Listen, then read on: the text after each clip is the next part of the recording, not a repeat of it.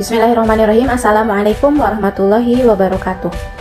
Halo teman-teman, kembali lagi dalam mata kuliah teori graf. Hari ini kita akan belajar tentang menghitung tree ya teman-teman, atau counting trees.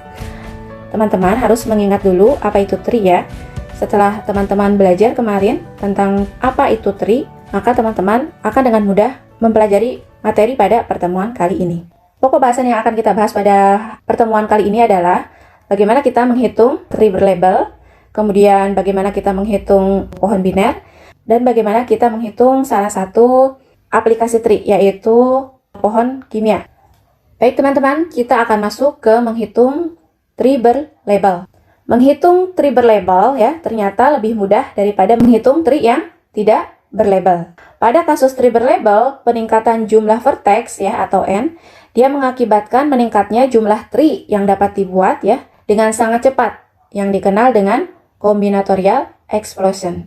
Jadi teman-teman, kalau kita melihat tabel ini ya, kalau kita mempunyai vertex sejumlah n ya, kalau di sini misalnya 1 ya vertexnya, maka kita akan bisa membangun sebuah tree tidak berlabel dan tree berlabel. Tree tidak berlabel yang bisa kita bangun dari sebuah titik adalah 1 gitu ya. Demikian juga tree berlabel. Jadi titiknya cuma 1, jadi yang tree yang bisa dibuat ya cuma 1 gitu ya. Bagaimana kalau kita mempunyai 2 buah titik ya? Kalau kita mempunyai 2 buah titik, maka kemungkinan tree yang bisa kita buat juga cuma 1 gitu ya. Karena kita hanya bisa menghubungkan titik yang pertama dengan yang titik yang kedua. Demikian juga kalau untuk yang tree berlabel gitu ya. Kita labeli 1 dan 2 gitu ya. Atau misalnya 2, 1 itu sama aja dengan 1 dan 2 gitu ya. Ini juga misalnya labelnya 1 gitu ya. Nah, bagaimana kalau 3 titik? Maka kalau tree tidak berlabel gitu ya, kita hanya bisa membuat seperti ini. Ini 3 titiknya dan tree-nya seperti ini gitu ya. Tapi yang untuk berlabel, 3 titik ini bisa kita namai dengan kombinasi yang berbeda gitu ya. Misalnya yang ini 1, 2, 3 gitu ya. Yang ini 1, 3, 2 atau 3, 1, 2 seperti itu ya. Nah, ya kalau yang 2, 1, 3 itu sama aja dengan 3, 1, 2 ya. Nah, bagaimana dengan 4 vertex? Nah, untuk 4 vertex, teman-teman nanti coba sendiri ya. Tree tidak berlabelnya hanya bisa membuat 2 tree berlabel ya. Seperti apa? Yaitu misalnya seperti ini ya. Yang pertama ini jenis pertama yang tidak berlabel ya. Dan jenis keduanya adalah yang 1 titiknya bisa dibuat nyambung pada titik yang tengah. Seperti itu ya. Nah, bagaimana dengan yang tree berlabel? Nah, ternyata dari 2 graf yang tidak berlabel ini bisa kita labeli dengan 16 cara gitu ya. Nah, seperti apa caranya? Silahkan nanti ini akan menjadi latihan teman-teman ya. Nah, kita lihat teman-teman bahwa kalau N-nya nambah, ternyata kalau untuk tree berlabel, dia nambahnya itu secara signifikan ya. Kalau yang tidak berlabel, dia nambahnya kan 1, 1, 1, 2, 3, 6, 11 gitu ya. Cuma sedikit-sedikit. Tapi untuk yang tree berlabel, dari 16 ke 125 jadi 1000, jadi 16.000, 262.000, sampai kalau vertexnya 9, dia bisa mencapai kombinasinya 4 juta ya, yang ini. Ya, seperti itu. Jadi tree tidak berlabelnya itu jenisnya akan sangat banyak. Tetapi tadi ya, menghitungnya graf berlabel ternyata lebih mudah daripada menghitung yang tidak berlabel. Seperti itu ya teman-teman. Nah, ini ilustrasi yang tadi saya jelaskan ya. Untuk N sama dengan 1 atau titiknya 1, titiknya 2, dan titiknya 3 untuk graf yang berlabel. Jadi ini tadi yang saya tuliskan sebagai graf pad ya. Seperti ini ya. Karena sama aja penulisannya, tinggal ditekuk ya. Ininya ke sebelah sana gitu. Nah, untuk latihannya teman-teman tadi ya sudah saya sedikit singgung. Teman-teman coba menggambar 16 tree ya, berlabel dengan 4 buah vertex. Nah, petunjuknya atau tipsnya ya, teman-teman gambar kombinasi labelnya ya dari 2 buah graf yang tidak berlabel. Nah, sekarang kita akan masuk kepada sebuah teorema ya, yang bernama teorema Cayley gitu ya. Nah, untuk membuktikan teorema Cayley ini gitu ya, kita akan juga berkenalan dengan yang namanya konsep barisan prover gitu ya. Nah teman-teman, apa itu isinya teorema Cayley gitu ya? Teorema Cayley itu menyatakan bahwa jumlah dari tree berlabel dengan n vertex jumlahnya adalah n pangkat n dikurangi 2 ya. Jadi teman-teman tadi misalnya ya n-nya ada berapa tadi? 4 ya. Maka dia jumlah tree berlabelnya ada misalnya n-nya tadi 4, maka jumlah tree berlabelnya ada 4 pangkat 4 dikurangi 2 sama dengan 4 pangkat 2 alias 16 seperti itu ya. Jadi kita akan dengan mudah mencari berapa banyak tree berlabel yang akan bisa kita buat dengan titik tertentu. Nah, untuk membuktikannya, kita dapat membangun korespondensi satu-satu ya antara tree berlabel ya dengan n buah vertex dan barisan bilangan sebanyak n-2 yang disebut dengan barisan prover gitu ya. Jadi ada korespondensi satu-satu ya atau ada pasangan satu-satu ya antara tree-nya dengan barisan provernya gitu ya. Nah, bagaimana kita akan mendapatkan tree dari barisan prover atau barisan prover dari sebuah tree ya, yang tentu saja akan unik ya, satu tree mewakili satu barisan prover karena dia korespondensinya satu-satu. Mari kita pelajari. Nah, yang pertama adalah kita akan membangun barisan prover dari tree berlabel. Jadi kalau yang ini berarti yang kita ketahuinya tree-nya ya. Langkah pertama adalah kita akan menemukan vertex dengan derajat 1 ya. Jadi yang di ujung-ujung ya kalau yang derajat 1 ya. Dan pilih vertex yang labelnya terkecil. Setelah itu kita masuk ke langkah 2. Langkah 2 itu adalah perhatikan vertex yang bertetangga dengan vertex yang kita pilih tadi, gitu ya. Jadi vertex yang bertetangga dengan vertex yang kita pilih pada langkah pertama. Nah, selanjutnya tempatkan label vertex tetangga tersebut pada barisan prover. Perhatikan ya, yang dimasukkan ke dalam barisan prover ya berarti adalah label dari vertex tetangganya ya, bukan vertex yang kita pilih pada langkah pertama. Langkah ketiga adalah kita akan menghilangkan vertex yang kita pilih ya pada langkah 1 beserta edge yang insiden dengannya. Jadi edge-nya juga kita hapus. Maka kita akan membuat sebuah tree yang lebih kecil dari tree yang semula gitu ya. Nah, selanjutnya bagaimana? Selanjutnya kita tinggal mengulangi aja langkahnya gitu ya untuk tree yang tersisa gitu ya. Teruskan sampai hanya ada 2 vertex. Lalu kalau sudah ada 2 vertex saja, kita sudah bisa berhenti. Nah, barisan prover yang diinginkannya sudah terbangun. Nanti barisan provernya berarti banyaknya ada n-2. Karena yang 2 itu tadi adalah 2 vertex yang tersisa. Nah, bagaimana caranya? Mari kita coba. Nah, ini adalah contoh konstruksi tree dengan 7 buah vertex ya teman-teman. Nah, kita misalnya punya sebuah tree seperti ini. Langkah pertama adalah kita memilih sebuah titik dengan derajat 1 gitu ya. Jadi kita pilih titik-titik yang paling ujung. Nah, berarti yang derajatnya 1 adalah 3, 2, 4, dan 7. Tapi kita akan memilih yang labelnya paling kecil. Maka yang di sini labelnya paling kecil adalah nomor 2. Nah, perhatikan, pada langkah kedua kita akan memilih tetangga dari 2 ini gitu ya.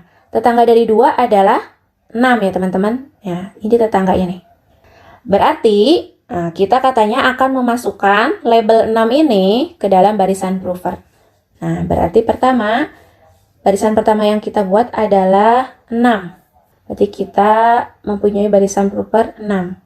Nah, sebelumnya teman-teman, kalau kita mempunyai 7 buah vertex ya, berarti barisan provernya ada 5 gitu ya. Jadi di sini masih ada 4 tempat lagi yang harus kita isi. Seperti itu ya teman-teman. Jadi barisan provernya adalah kalau vertexnya n ya, 7, barisan provernya banyaknya adalah n-2 atau 5. Seperti itu ya. Nah teman-teman, di langkah ketiga tadi ya, disuruh untuk menghapus titik yang 2 tadi ya. Jadi yang ini kita hapus ya. Dan juga edge yang insiden dengannya. Berarti yang ini juga kita hapus edge-nya ya. Nah, sisanya adalah tree seperti ini. Nah, selanjutnya kita ulangi langkah-langkah yang 3 tadi ya. Yang pertama kita pilih dulu, kita lihat dulu ya, vertex-vertex yang mempunyai derajat vertex 1 ya, yaitu 3, 4, dan 7. 3, 4, dan 7 mana yang labelnya paling kecil? Oh, berarti 3 ya. Nah, mana yang bertetangga dengan 3? Oh, berarti 6. Berarti barisan propernya bertambah lagi, yaitu yang ini, 6 ya. Karena yang kita tulis itu tetangganya. Jadi barisan proper yang kita peroleh tadi udah ada 6 ya. Kita tambah lagi 6. Nah, masih ada 3 buah angka yang harus diisi. Lalu kita hapus yang ini ya, vertex 3 dan edge yang insiden dengannya. Kita akan mendapatkan tree seperti ini sisanya ya. Selanjutnya mana yang kita pilih? Yang kita pilih adalah yang 4 ya. Kenapa? Karena dia mempunyai derajat vertexnya 1 dan dia labelnya paling kecil daripada 6 dan 7 ya. Lalu tetangganya 4 apa? Tetangganya 5 ya. Berarti kita mendapatkan barisan proper 6, 6, dan 5. 2 lagi masih kosong. Nah, lalu kita juga hapus nih titik keempat dan edge yang insiden dengannya. Yang ini kita hapus. Jadi sisa tree yang seperti ini. Lalu mana yang kita pilih? Yang 6 ya teman-teman. Karena yang derajatnya 1 hanya 6 dan 7. Dan 6 adalah labelnya paling kecil gitu daripada 7 gitu ya. Jadi tetangganya 6 berapa? Tetangganya 6 adalah 5. Berarti kita masukkan 5 ke dalam barisan proper. 6, 6, 5, 5 itu ya. Jadi kita tinggal mengisi satu lagi nih angkanya. Mana yang kita hapus? Yang sebelah sini ya. Nah, kita mendapatkan tree yang seperti ini ya. Berarti tinggal 3 nih titiknya. Mana yang kita pilih? 5 ya, yang ini. Yang 5 tetangganya berarti 1. Berarti yang ini yang kita masukkan ke barisan proper. Berarti 6, 6, 5, 5, dan 1. Nah, seperti itu ya teman-teman. Berarti yang ini hapus, tinggal ada 2 titik, yaitu 1 dan 7. Nah, kalau udah ada 2 titik seperti ini sudah selesai. Kita sudah mendapatkan barisan proper yang kita inginkan. Nah, selanjutnya teman-teman silahkan berlatih bagaimana teman-teman menemukan barisan proper untuk tree pada bagian A dan bagian B. Seperti itu ya. Nah, teman-teman, kalau tadi ya kita mengkonstruksi sebuah barisan proper dari sebuah tree berlabel, untuk yang kedua, untuk bagian kedua, kita akan membuat tree berlabel dari barisan propernya. Dari barisan proper yang kita ketahui, kita akan membangun tree berlabel yang unik. Nah, teman-teman, bagaimana langkahnya? Langkah pertama adalah kita menggambar n buah vertex dan kita beri label 1 sampai n. Kalau kita tadi mempunyai barisan propernya misalnya 10 ya, berarti n-nya harus berapa? N-nya harus 12 gitu ya, karena barisan proper itu tadi n dikurangi 2 gitu ya. Berarti membuat vertexnya juga harus 12. Selanjutnya langkah kedua. Langkah kedua adalah kita menemukan 2 buah angka ya. Perhatikan, yang akan kita perhatikan adalah 2 buah angka ya. Angka pertama adalah angka terkecil yang ada dalam daftar, namun tidak ada pada barisan proper. Jadi, angka pertama adalah label terkecil ya di dalam vertex gitu, tetapi dia tidak ada dalam barisan proper. Nah, angka kedua adalah angka pertama yang ada pada barisan proper. Selanjutnya kita akan menambahkan edge yang menghubungkan vertex yang memiliki label kedua angka yang dipilih gitu ya. Misalnya tadi angka pertama adalah 1 gitu ya. Angka kedua adalah 6, maka kita hubungkan vertex pertama dengan vertex 6. Langkah ketiga adalah kita akan menghilangkan angka pertama yang ditemukan pada langkah kedua dari daftar dan hilangkan angka kedua yang ditemukan dari barisan proper, sehingga tersisa daftar bilangan ya dan barisan proper yang lebih sedikit. Selanjutnya kita akan mengulangi langkah kedua dan ketiga ya dari algoritma ini ya. Teruskan sampai hanya ada 2 angka yang tersisa di dalam daftar vertex ya.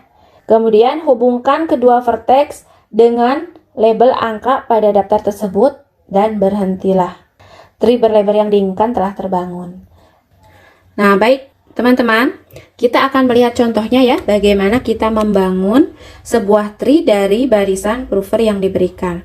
Barisan provernya kita samakan dengan yang tadi kita dapatkan dari pada konstruksi pertama ya teman-teman, agar kita dapat melihat bahwa betul ya ada korespondensi satu-satu atau unik gitu ya dari barisan prover yang diberikan, apakah akan sama dengan tree yang tadi kita bangun gitu ya.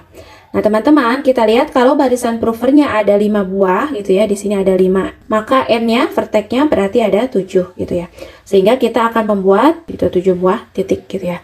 Selanjutnya bagaimana? Selanjutnya kita membuat daftar ya teman-teman, daftar dari 1 sampai 7 itu tadi ya. Jadi kita membuat daftar vertexnya, kemudian yang di sini adalah barisan provernya gitu ya. Pertama kita membuat daftarnya diisi vertex 1 sampai 7 ya teman-teman. 1 2 3 4 5 6 7 dan barisan provernya seperti yang ini ya, yaitu 6 6 5 5 dan 1 seperti itu ya. Selanjutnya kita tadi ya akan menemukan 2 buah angka. Yang pertama dari daftar ini, yang kedua adalah dari barisan prover. Yang angkanya itu adalah yang paling kecil di vertex daftar vertex ini ya, dari sini, tapi tidak ada pada barisan prover. Jadi kita lihat yang paling kecil di sini kan 1 ya, tapi ada di barisan prover, berarti jangan 1 yang kita pilih, tetapi 2 itu ya. Kenapa 2? Karena 2 tidak ada di barisan prover. Kita lihat temannya ya pada barisan prover, yaitu angka pertama yang ada di barisan prover, yaitu 6. Nah selanjutnya apa? Selanjutnya kita hubungkan titik 2 dan titik 6 ya. Jadi titik 2 dan titik 6 kita hubungkan. Selanjutnya kita tinggal hapus ya. Jadi yang di sini tinggal sisa 1 3 4 5 6 dan 7. Kalau yang di sini berarti tinggal sisa 6 5 5 dan 1 itu ya. Selanjutnya sama tadi kayak tadi ya. Kita pilih titik yang ada di vertex dengan label terkecil dan tidak ada di barisan prover. Berarti 3 ya teman-teman. Pasangannya 3 berarti 6. Berarti kita hubungkan titik 3 dan titik 6 dengan sebuah edge. Begitu ya teman-teman. Selanjutnya kita hapus lagi nih 3 sama 6-nya ya. Jadi berarti di sini ada 1 4 5 6 7 ya. Dan di sini ada 5 5 dan 1. Terus kemudian kita pilih apa? Pilih titik 4 yang di daftar ya. Dan di sini dihubungkan dengan titik 5. Berarti 4 dan 5 kita hubungkan ya teman-teman. Selanjutnya lihat titiknya yang sudah dihapus ya. Jadi daftar vertexnya sini ya teman-teman. Ini vertexnya dan ini propernya. Berarti tinggal apa? Tinggal 1 5 6 dan 7. Sedangkan di barisan propernya tinggal 5 dan 1 gitu ya. Nah teman-teman, selanjutnya kita lihat mana yang tidak ada di barisan prover ya, tapi ada di vertex dengan label terkecil, berarti 6 ya teman-teman. Kita pilih 6 sekarang. Berarti 6 pasangannya adalah 5. Maka kita akan menghubungkan titik 6 dan titik 5 gitu ya. Nah selanjutnya berarti vertex yang tersisa pada daftar tinggal 1, 5, dan 7 ya teman-teman. Sedangkan di barisan prover tinggal 1. Nah teman-teman kita lihat mana vertex yang kita pilih pada daftar, yaitu 5 ya teman-teman. Karena di 5 ini sudah tidak ada di dalam barisan prover gitu ya. Nah 5 ini berarti kita hubungkan dengan 1 ya teman-teman. Di sini kita lihat 5 kita hubungkan dengan 1 gitu ya. Nah berarti vertexnya tinggal 1 dan 7. Dan di barisan provernya sudah hilang, sudah tidak ada ya teman-teman. Sehingga yang 1 dan 7 ini teman-teman tinggal kita hubungkan, yaitu 1 dan 7. Nah seperti itu teman-teman. Sehingga kita terbentuk sebuah tree seperti ini ya teman-teman.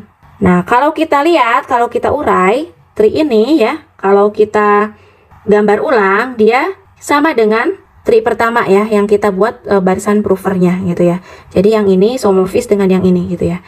Sehingga sudah terbukti ya bahwa barisan prover ini, yang ini, dia berkorespondensi satu-satu atau berpasangan secara unik dengan tree yang ini. Seperti itu ya. Nah silakan teman-teman ya, latihannya dikerjakan. Bagaimana teman-teman menemukan sebuah tree berlabel yang berkorespondensi dengan barisan prover yang diberikan gitu ya, pada bagian A dan bagian B gitu ya. Ya teman-teman juga bisa berlatih yang bagian yang lainnya ya, yaitu bagaimana membangun korespondensi satu-satu antara 16 tree yang berlabel yang teman-teman temukan pada latihan di bagian awal ya, dengan 4 vertex dan 16 barisan provernya. Baik teman-teman, kita masuk ke bagian bagaimana kita menghitung binary tree atau pohon biner.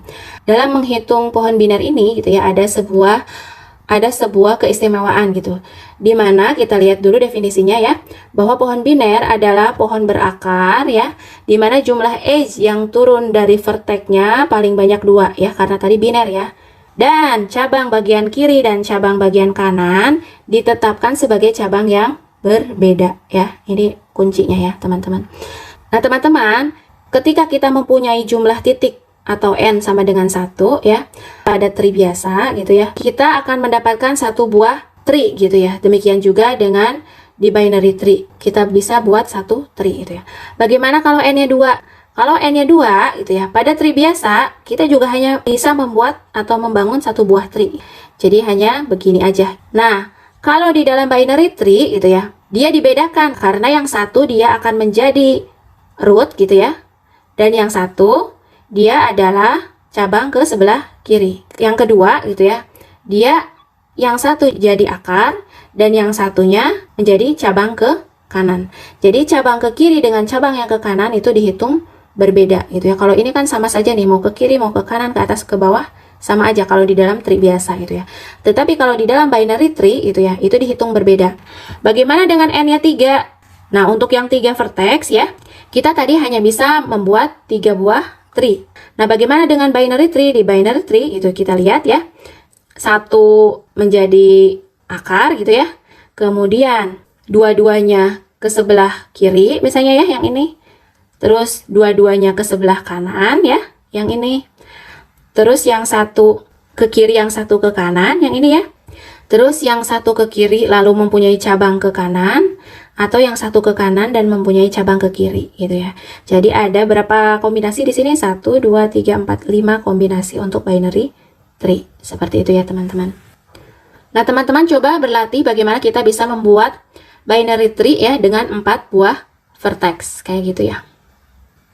Selanjutnya teman-teman, bagaimana kita menghitung jumlahnya binary tree yang bisa kita bangun ya dari vertex yang diberikan gitu ya. Maka kita perhatikan konsep berikut. Misalnya kita mempunyai UN adalah notasi untuk jumlah binary tree atau pohon biner dengan n vertex. Maka kita akan memperoleh UN sebagai berikut. Kalau n-nya 1 tadi ya, berarti U1-nya 1.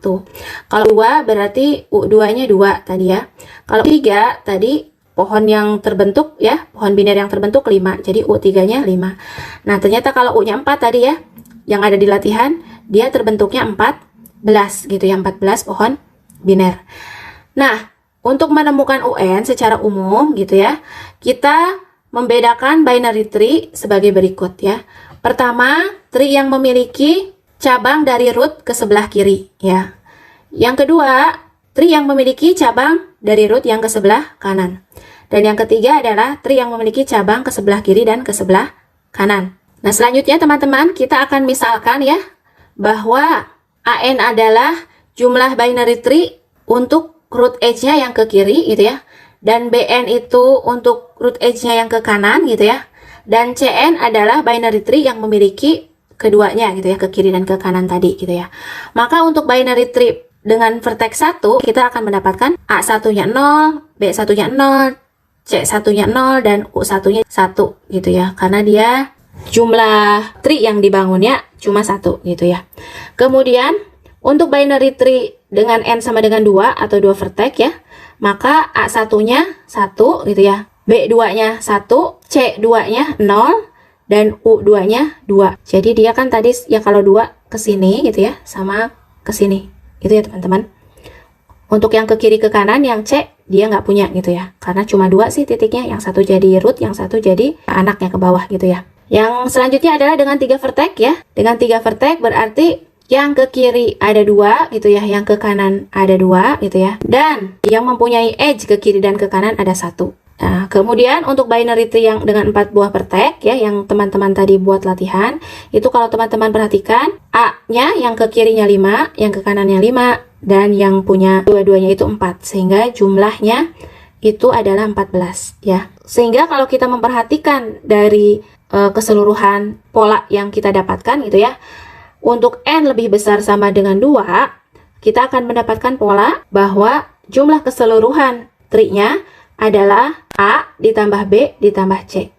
Baik teman-teman, kita tadi sudah melihat pola ya, bahwa untuk N lebih besar sama dengan 2, kita akan mendapatkan jumlah keseluruhan pohon ya, itu sama aja dengan jumlah pohon yang memiliki cabang ke kiri gitu ya, ditambah pohon yang memiliki cabang ke kanan, ditambah pohon yang memiliki cabang ke keduanya gitu ya teman-teman.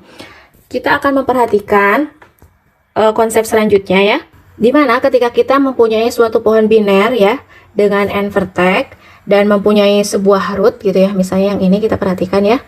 Nah, ini sebuah rootnya di sini ya. Kalau kita mempunyai vertexnya n ya, maka untuk anaknya di bawah ini gitu ya, dia akan mempunyai vertex sebanyak u n-1 gitu ya. Jadi dia ke kirinya un-1, ke kanannya juga un-1 gitu ya. Maka tadi juga kita mendapatkan A misalnya berapa tadi, 4, itu sama aja dengan U3. Demikian juga dengan B4 itu sama aja dengan U3, seperti itu.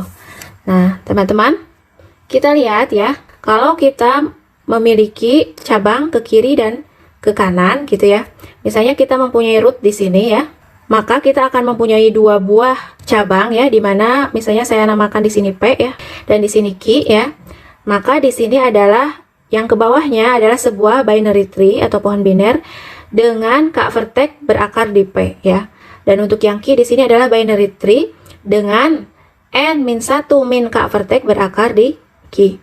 Nah, misalnya teman-teman ya, misalnya kita punya n10 tadi ya, n10, maka misalnya kalau kita ngambil K-nya itu sama dengan 1 ya, maka dia binary tree dengan sebuah vertex berakar di P.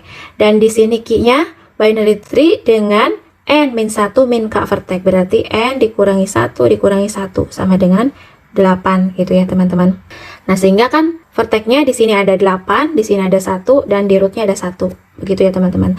Maka untuk CN ya, atau untuk yang mempunyai cabang ke kiri dan ke kanan ya, dia dapat merupakan kombinasi dari U1 dikalikan dengan UN-2 gitu ya. Jadi ini kan yang paling mungkin K-nya itu sampai 8 ya teman-teman ya, karena K terakhir yang mungkin adalah N-2 gitu ya, karena yang satu dipakai root, yang satu dipakai yang sampingnya. Maka kombinasinya adalah pohon yang berakar yang mempunyai cabang ke kiri dan ke kanan adalah U1 kali N-2 gitu ya, kemudian ditambah U2 dikali N-3 dan ditambah selanjutnya gitu ya sampai UN-2 dikali dengan U1. Yang keduanya juga U1. Yang ini kan, kalau yang ini yang pertama yang U1. Seperti itu ya teman-teman. Jadi misalnya kalau kita punya C4 gitu ya, maka U1 kali 4 dikurangi 2 berarti U2 ditambah dengan U2 kali U1 gitu ya teman-teman. Karena ini yang terakhir harus U1. Kalau misalnya C5 berarti U1 U5 dikurangi 2 3 gitu ya. Kemudian U2 gitu ya. Kemudian ditambah U3 U1. Seperti itu ya teman-teman. Nah teman-teman, setelah kita mendapatkan formula dari A, B, dan C gitu ya, kita bisa menuliskan kembali untuk UN, yaitu AN tambah BN tambah CN. Tadi AN dan BN nya kita sudah dapatkan, yaitu UN-1 ditambah UN-1 ditambah CN nya tadi ya, U1 kali UN-2 ditambah U2 kali N-3 ditambah seterusnya ditambah UN-2 kali U1, seperti itu ya. Nah ini karena sama berarti dia 2 UN-1 ditambah U1 kali UN-2 ditambah U2 kali UN-3 gitu ya, dan seterusnya sampai UN-2 kali U1 ya. Jadi ini kita dapatkan seperti ini rumusnya ya teman-teman. Nih UN ya. Dengan menggunakan hubungan rekaran ya, untuk N sama dengan 5, 6, kita dapat menemukannya gitu ya. Jadi untuk U5 tinggal masukkan N ya, 5 gitu ya. U5 sama dengan 2 U4 ditambah U1 kali U3 ditambah U2 kali U2 ditambah U3 kali U1. Seperti itu ya teman-teman. Jadi udah dapat U5, teman-teman nanti tinggal masukkan untuk N sama dengan 6 berapa. Begitu ya. Itu untuk menghitung binary tree. Nah, ini latihannya ya. Gunakan hubungan rekaran yang telah dipelajari untuk menentukan jumlah binary tree dengan 6 buah titik. Tadi teman-teman sudah belajar ya untuk yang 5 buah titik. Seperti apa untuk yang 6 buah titik. Oke teman-teman, kita masuk ke bagian ketiga, yaitu menghitung pohon kimia ya. Nah teman-teman, pohon kimia ini adalah salah satu dari aplikasi perhitungan pohon berarti ya. Jadi selain dapat dipakai untuk merepresentasikan susunan atom dalam molekul, graf juga dapat menjelaskan adanya isomer gitu ya. Apa itu isomer? Isomer itu adalah molekul dengan rumus yang sama gitu ya, namun memiliki sifat yang berbeda. Jadi misalnya kita mempunyai N-butana dan 2-metilpropana. Secara formal, mereka disebut butana dan isobutana. Keduanya memiliki rumus yang sama, teman-teman. Rumusnya sama, yaitu C4H10 gitu ya. Namun atom di dalamnya disusun secara berbeda. Nah, ini gambarannya ya, gambaran kalau N-butana yang sebelah kiri ya, dan 2-metilpropana ini seperti ini ya. Kalau teman-teman yang pernah belajar kimia mungkin masih boleh mengingat-ingat lagi ya strukturnya seperti apa. Nah, masalah yang terkenal adalah kita bagaimana menghitung jumlah alkana atau parafin gitu ya, dengan rumus CnH2n tambah 2. Nah, sebelum itu kita akan mengenal dulu apa yang namanya graf karbon gitu ya. Konsep graf karbon ini teman-teman ada ya, karena kalau untuk N yang kecil gitu ya, untuk jumlah atom yang kecil, kita dapat mengkonstruksi semua molekulnya gitu dengan mudah. Namun kalau N yang makin besar, kita dapat mensederhanakan penulisan susunan seperti ini ya, kalau kita buat grafnya gitu kan, dengan menghilangkan semua atom hidrogen dan menyisakan graf karbonnya aja. Kita lihat gitu ya untuk graf seperti ini gitu, karena kita tahu bahwa C itu berikatan dengan 4 buah atom gitu ya. Kalau misalnya C-nya berikatan dengan C yang lain, berarti sisanya adalah atom hidrogen gitu ya. Jadi kita bisa membuang hidrogennya sehingga tercipta sebuah graf seperti ini yang menyisakan atom C-nya saja. Lalu kita tinggal membuat graf karbonnya saja. Jadi yang kita tulis itu hanya molekul-molekul karbon seperti ini ya, tinggal 4. Jadi kalau C4H10 ya, maka yang kita tuliskan hanya C yang 4 saja, yang ini gitu ya. Nah, teman-teman bisa melihat latihan-latihannya ya untuk membiasakan diri membuat graf karbon gitu ya. Jadi lihat kalau misalnya di sini ada molekul seperti ini, kita tinggal hilangkan H-nya ya, tinggal C-nya saja. Terus kita gambar grafnya. Nah, kalau kebalikannya bagaimana? Kalau kita mempunyai graf karbon seperti ini, yang nomor 2 gitu ya, kita boleh menulis molekul yang lengkapnya seperti apa. Nah, kemudian tentukan jumlah vertex dengan H dalam graf pada molekul dengan rumus sekian gitu ya. Jadi kalau teman-teman tadi cermat memperhatikan, kalau C-nya 6 gitu ya, maka pasti vertexnya dia 6. Nah, berapa jumlah H yang tercipta nanti ya. Konsep selanjutnya adalah tentang pusat tree gitu ya. Bagaimana kita menentukan sebuah pusat dari tree yang tidak beraturan. Nah, teman-teman yang sebelah kiri, ini adalah sebuah tree dengan bentuk yang simetris gitu ya, sehingga kita dapat dengan mudah gitu ya menentukan titik senternya di mana gitu ya. Oh, senternya di tengah gitu ya. Demikian juga yang sebelah kanan, dia memiliki bentuk yang simetris juga, di mana gitu ya, dari sebuah titik dia ada 3 buah cabang ya, dan dari cabang tersebut juga dia ada 3 buah cabang yang lainnya. Jadi kita akan dengan mudah menentukan bahwa senternya itu ada di tengah-tengah seperti itu ya. Nah, bagaimana dengan tree yang tidak beraturan gitu ya? Nah, untuk tree yang tidak beraturan, kita ada metode untuk mencari titik pusatnya. Itu yang pertama, kita menghapus semua vertex yang memiliki derajat 1 secara bersama-sama dengan edge yang insiden dengannya. Yang kedua, yaitu kita mengulangi proses tersebut sampai kita memperoleh pusat berupa sebuah vertex atau 2 buah vertex yang bertetangga. Nah, itulah pusat tree tersebut. Jadi teman-teman, kalau misalnya yang tersisa adalah 1 vertex ya, maka dia adalah senternya 1 gitu ya. Tetapi kalau yang tersisa adalah 2 buah vertex ya yang bertetangga, maka tree tersebut disebut tree dengan 2 buah pusat atau bicentral tree. Nah, ini contohnya, misalnya kita mempunyai tree seperti ini ya teman-teman. Tree seperti ini, maka pertama kita menghapus titik-titik yang berderajat 1 dan juga edge-nya gitu ya. Berarti di sini kita hapus yang ini gitu ya. Terus yang ini, yang ini, dan yang ini. Berarti tinggal sisa C, E, dan F. Jadi seperti ini sisanya. Kemudian kita hapus lagi titik yang berderajat 1 dan edge yang insiden dengannya, yaitu yang ini dan yang ini. Nah, sisa berarti titik E. Nah, berarti E ini adalah titik center dari graf tree tersebut. Jadi E ini di sini gitu, titik senternya gitu ya teman-teman. Itu untuk menentukan graf yang tidak beraturan gitu ya. Nah, bagaimana dengan graf yang di bawahnya? Kalau kita hapus semua vertex yang berderajat 1 dan edge yang insiden dengannya. Langkah pertama kita hapus yang ini gitu ya, yang ini dan yang ini. Berarti tinggal tree seperti ini gitu ya. Selanjutnya kita hapus lagi yang ini dan yang ini gitu ya, yang punya derajat vertex 1.